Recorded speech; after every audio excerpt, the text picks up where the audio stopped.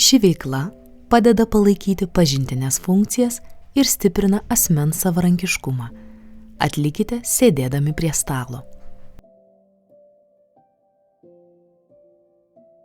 Jums reikės maistui gaminti dažniausiai naudojamų įrankių, pavyzdžiui, mentelės maišymui, trintuvės daržovių smulkinimui, samčio ir panašiai, vienspalvės klijuotės arba staltiesės.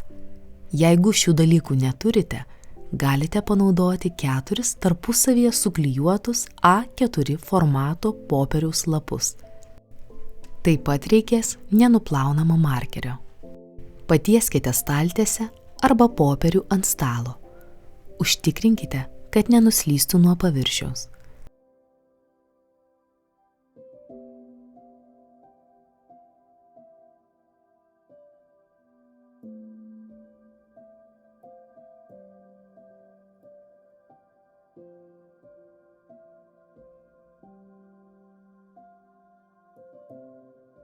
Sudėkite ant stalo maisto gamybos įrankius.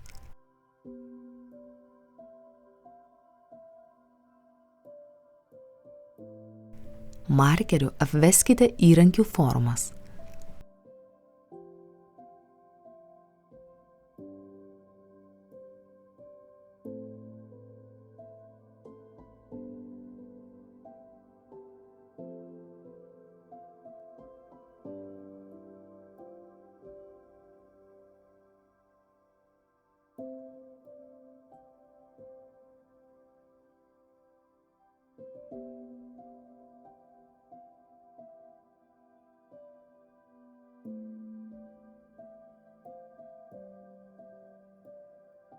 Kartu su artimuoju prisėskite prie stalo ir apžvelkite sudėtus maisto gamybos įrankius. Paprašykite artimojo sudėti įrankius į atitinkamas formas, sužymėtas ant klijuotės ar staltiesės. Pasiruošimas veiklai ir tvarkymasis po jos – galimybė bendrauti apie maistą, jo gamybą, prisiminimus.